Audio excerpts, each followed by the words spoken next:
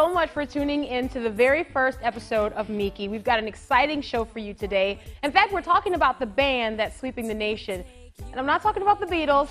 I'm talking about the so-called Brat Ban, where our kids are not being allowed into many of our favorite establishments. We've got guests today on both sides of this issue, so we should get started. I'm here, you're here. Most importantly, the Lord's here. So let's glorify Him in all that we say and do. Miki starts right now.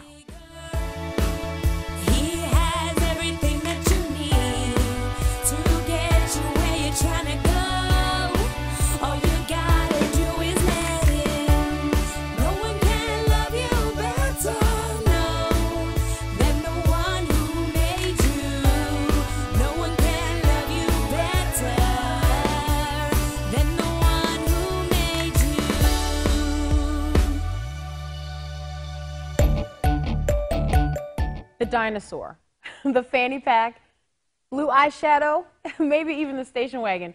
What do all these have in common?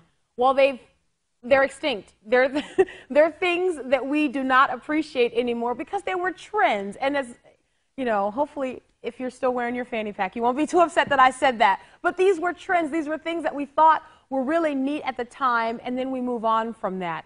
So what am I saying? Today's show is about the Brat Ban that's sweeping our nation. A lot of people are catching on to this and saying, you know what, maybe kids are a nuisance. Maybe kids are a bother. So have they gone the way of the fanny pack or the way of the station wagon? Are we, even in the Christian community, following after the world and saying not kids should be seen and not heard, but are we saying kids should not be seen at all? There was a time when the larger family was all the rave and everybody was praying for the Lord to multiply their family. And in fact, to have a lot of kids was a show of God's favor, that God was blessing your life. Well, now people are saying no to children. They're delaying having kids, and they're choosing not to have kids at all. What's happening in the church?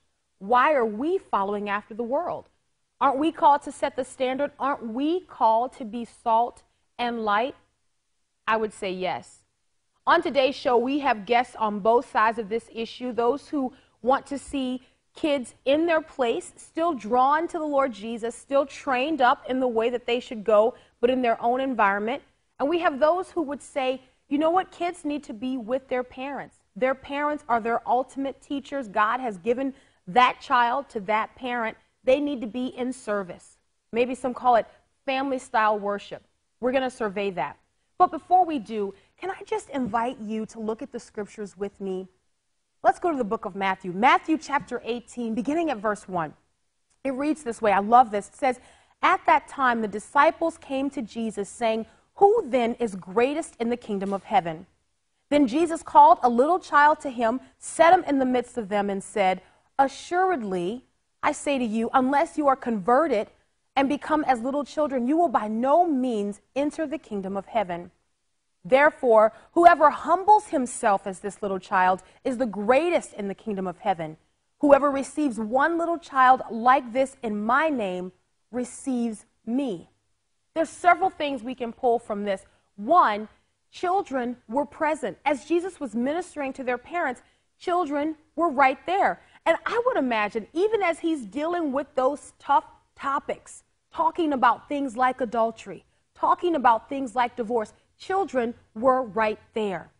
The other thing you see from this is that God used the innocence of a child to illustrate what's required to enter into his kingdom.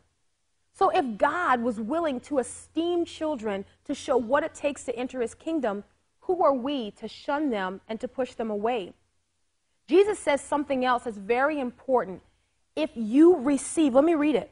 It's verse 5. It says, "Whoever receives one little child like this in my name receives me."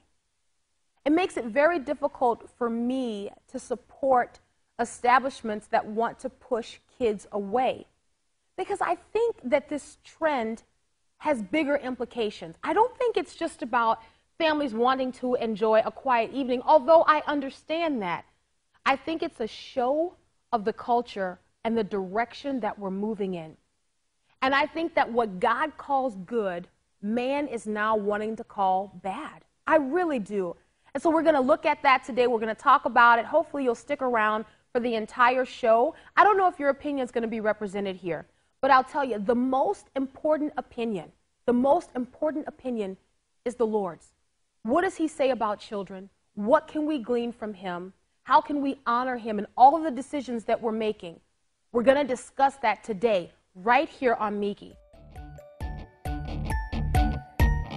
Today is going to be an exciting show, and I don't know where you're going to fall on this issue, but as I already told you in the intro, we're talking about this ban that is kind of sweeping the nation a little bit, and some are calling it the Brat Ban, where unruly children are not being allowed, and some establishments have policies in place where children, ruly or not, they're not really welcome. And so I came across this story last year, and when I was hosting my national radio show, I threw it out to the listening audience, and the phones went crazy with parents from across the country just calling in to chime in on this restaurant in Pennsylvania that had kind of instituted a brat ban. And so I wanted to talk to the owner of that restaurant and get his take and find out what was happening, because there are a lot of times we read these stories and we don't know exactly what's going on. We don't know the detail. And so I wanted to get Mike on to have him share his side of the story. So joining us now via Skype in Pennsylvania is restaurant owner Mike Vuick. How are you, Mike? Just fine, Miki. Thanks for having me. Oh, thank you so much for agreeing to do the show. I'm sure that you must come into a setting like this and you don't know what to expect. You don't know if they're going to be booing or if they're going to be cheering, because people are so divided on this issue. Am I right? No, to the contrary. So far, at least, famous last words, I suppose, the response has been overwhelmingly in favor of what I've done. My emails run about 20 to 1 now in favor of the position that I've taken. 20 to 1 in favor of the position that you've taken. Okay, so let's back up a little bit. Tell us the name of your restaurant. McDane's. It's part of a large 47.5-acre golf facility that I own. It's in the clubhouse. It's called McDane's Restaurant, which is part of the McDane Golf Center. It's in Pittsburgh, 15 miles east of Pittsburgh in Monroeville, Pittsburgh's largest suburb. Okay, Pittsburgh's largest suburb there. And what type of restaurant is it? Because, you might hear the Mick, and you might get it confused with a restaurant that might be child-friendly. So what kind of dining facility is it? It's clearly an adult. First of all, it's a bar and restaurant, 68 seats, 24 of which are in the bar area. It's upscale casual. Tonight our special is a lobster tail, and last night it was prime rib and that sort of thing. But we have a great burger on the lower end and a great Reuben sandwich. But it's an upscale casual adult place.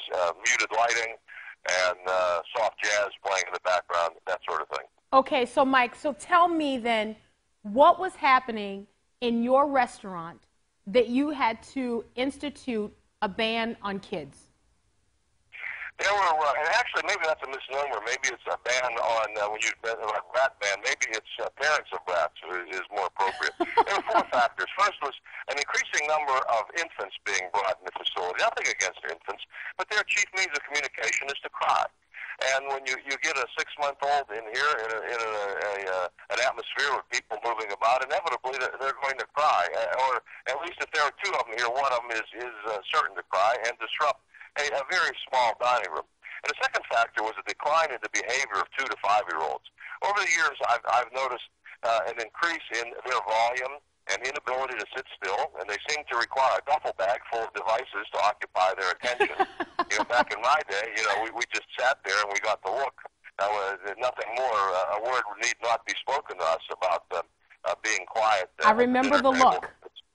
Especially out in public.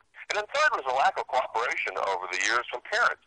We're very civil and genteel here. This is a golf facility, after all. And the staff is trained to go to an offending table and say, excuse me, would you kindly temporarily remove the child until it quiets down so as not to disturb other diners?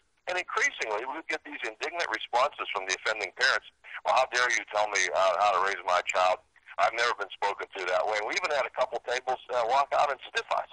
Oh, wow. But fourth, but the most important variable, I think, is I did this on behalf of parents who had left their own children at home, coming here to expect some quiet time together in an obviously adult venue, only to have their dinner ruined by other people's unruly children, or children that were too young to be in such a place. And quite frankly, I ran out of things to tell them.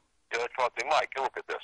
What do I say? And so finally, I thought about it for a couple of years, and finally I decided to institute the ban. And so I did. So did you expect it to be as big of a deal as it became? Because it made national headlines. Not at all. I expected it to pass very quietly. And, this being such an adult venue. And one customer nearby approached the local TV station, and they did a story, and a couple hours later another one did a story, and pretty soon, this I think is my 93rd appearance on TV and radio. I can't believe it. And the responses have been very encouraging. Please, don't give up your position. Keep the fight going, and stick to your guns.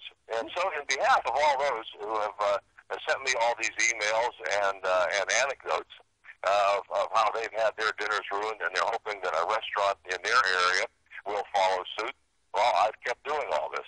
So here I am today. So I can't help but wonder, and we're running out of time, and but I can't help but wonder if the fact that there was so much news coverage, calls into question, like, what was the big deal? You know what I mean? Like, why was there so much coverage? Do you think it's because it's unheard of, or why do you think it garnered so much coverage? Yeah, I think it in my case, inadvertently struck a nerve. That people have been tolerating this inappropriate behavior over the years, and they've made the same observations that I have, I believe, in terms perhaps of a decline in parenting skills, or in our culture becoming child-centric, where the child can do no wrong, and every child has to get a trophy, and that sort of mentality. That I think people have had enough of it, and realize that there are venues that obviously are appropriate for children. And my wife and I dine in such places where we can expect noise to be found at any table. But there are also places where people over the years have seen that it's clearly rude to come and bring your noise to offend others. And I think people just had enough of it. And finally, I guess I was the guy who stuck my neck out, and all these people rallied around that particular event, and just started. And then they started emailing and writing all these various news organizations, and in your case, the response, someone would write an article, and everybody would chime in on all these various internet forums, overwhelmingly in favor of what I have done. Mike, thank you so much. I know you got to run. Business opens in just a few moments. Thank you for your time, and I guess I want to say thanks for your boldness to say if parents are not going to discipline their kids, then you're not going to allow them to bring the result of that in your restaurant. I have to admit, I have 3 kids. And the oldest is 5. And I fall on both sides of this issue, Mike, because my husband, has said, we're not going out anymore because, we've had to deal with a child crying. But at the same time, I think I don't want to see the family disjointed as a result of, this catching on. And I don't know that has to be the case, You're right. It's not an either-or situation. Virtually every restaurant in the country, except mine and a few others, accepts children. And not that they're appropriate everywhere, but there are so many places where the family can dine together, where we expect that sort of thing. We expect to see families, and therefore we expect noise. And I think that's all I'm saying. And I think the people who support my position are only saying that there are certain places to go, and go there, and leave the rest of us in peace. Absolutely. Well, Mike, thank you so much. Appreciate your time. Not at all, Miki. Thank you very much for having me. All right. And, we've got Fred Jackson in studio because Fred covers all of these stories. Fred, director of American Family News, to give his take on the banning of brats and their parents. And so we'll get Fred's perspective as well.